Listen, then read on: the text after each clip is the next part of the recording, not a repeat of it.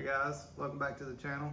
My name's David. You're watching Yellowhammer Woodcrafts, and today I'm going to show you some tips and tricks in woodworking. Thanks for watching.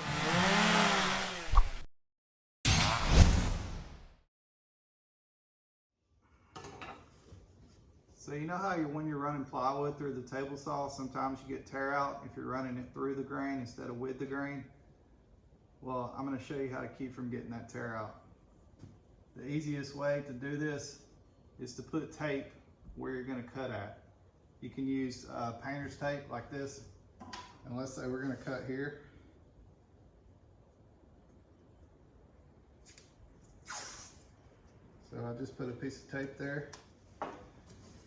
So you want your tape on the bottom, so your cut line would be right here. We're just imagining. So if that's where our cut line is.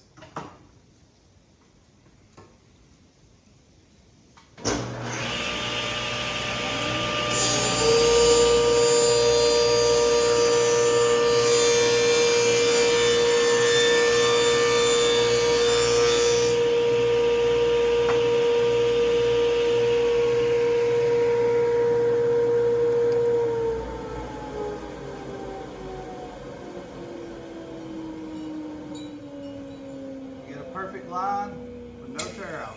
You just take the tape off and good to go. This next tip, I'm going to show you how to joint a board without a joiner using a table saw and a level.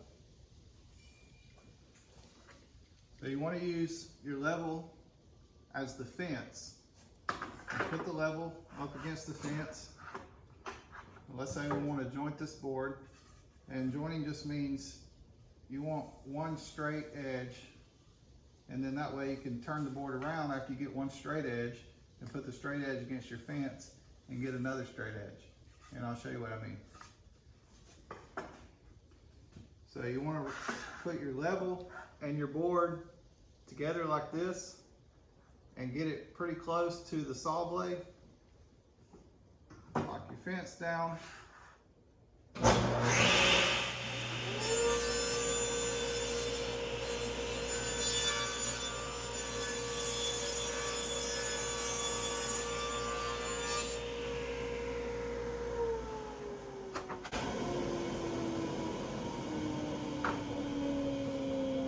So you want to move your level with your board.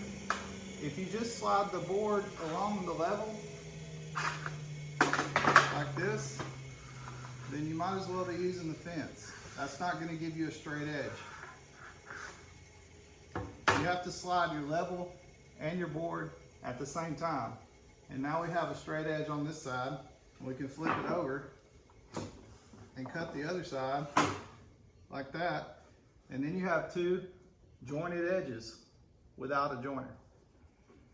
I wanted to take a minute to show everyone this. I'm not sure if everyone knows about these. I didn't know about them when I started woodworking. Didn't really have dust collection when I first started.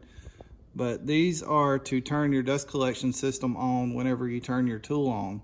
So if I turn my table saw or my planer on, my dust collection system turns on by itself automatically, and I don't have to remember to flip the switch every time. So that outlet or that plug is my planer, and then the other one's my table saw, and the top one goes into my dust collection. And it's made so that whenever you turn one of the machines on, it automatically turns the dust collection on with it. Pretty cool. They're about $50 on Amazon. So have you ever tried to put the smallest nail in the world into a picture hanger? It's pretty hard to hold and hammer at the same time. I figured out from looking at an article online, I think it was from handyman.com or something like that. He used a paper clip, but you can also use tweezers. I don't have any paper clips, but just hold it with your tweezers, put it over the hole.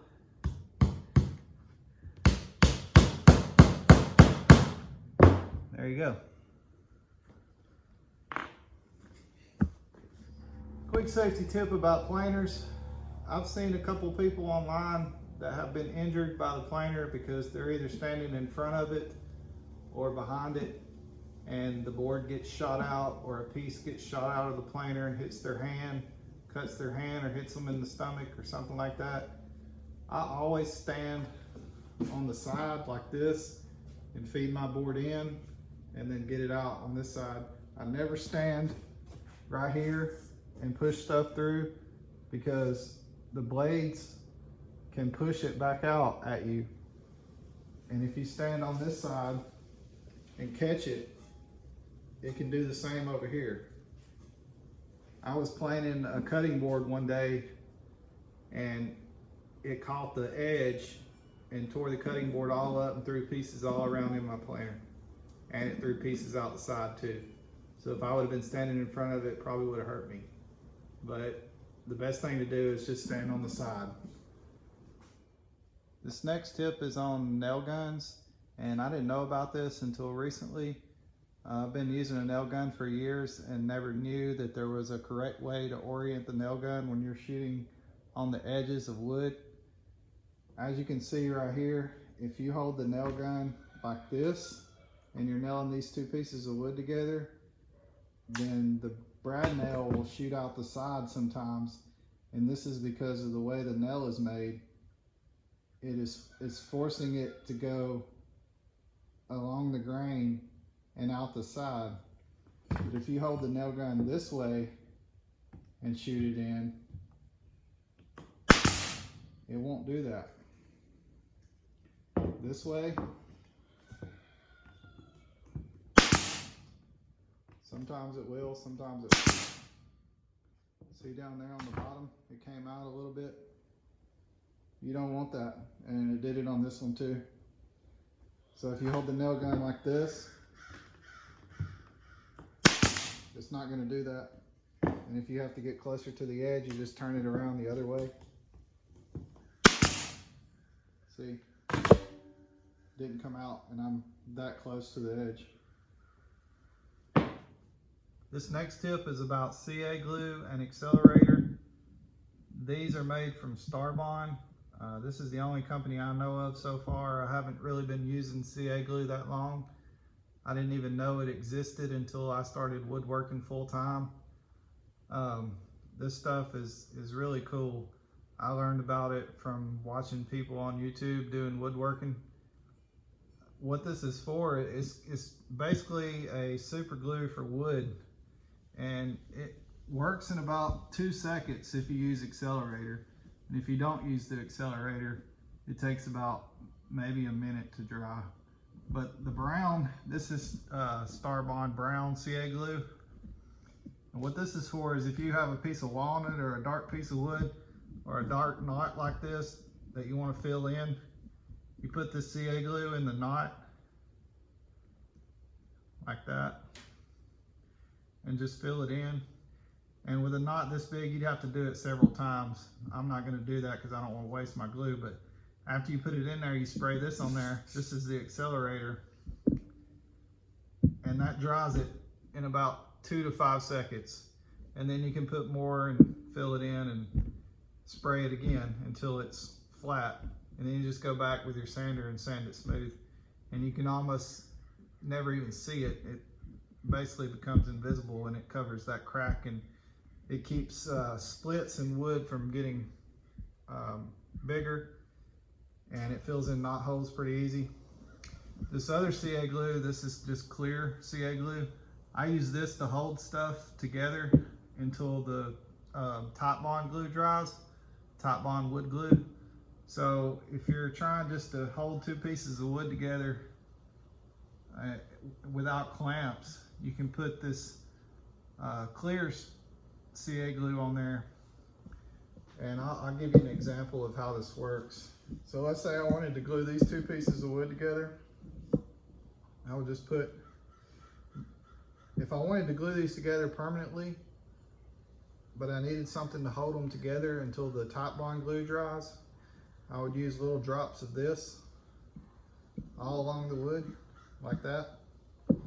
And then I'd put my regular Top Bond glue in between it, like so. And of course, if I was doing a real project, I would want to get more glue than that. But then this piece, if I'm going to glue this piece to this piece, I spray this piece with accelerator. And when I touch these two pieces together, you only get about 2 seconds, so you better put it on there the correct way. Give it a good push, and it's not coming off. It's a really good glue. And now that gives the regular top bond glue or whatever wood glue you're using, it gives it time to dry, and then that's what really holds the wood together. You don't really want to use CA glue for a permanent glue up because it costs a lot and it's not really made for that. But just for holding it together until the regular glue dries, it's great for that. And as you can see, it's pretty strong. I mean, I'm putting a pretty good amount of force on that, and it's not coming off. And I only used 4 drops. It took a lot of pressure to break that loose. But, so that's CA glue.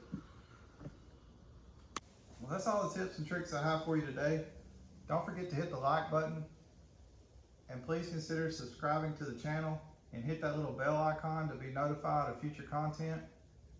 And please consider sharing this video with your friends and family, especially if you know any woodworkers or anyone wanting to become a woodworker. Really appreciate you watching. See you next time.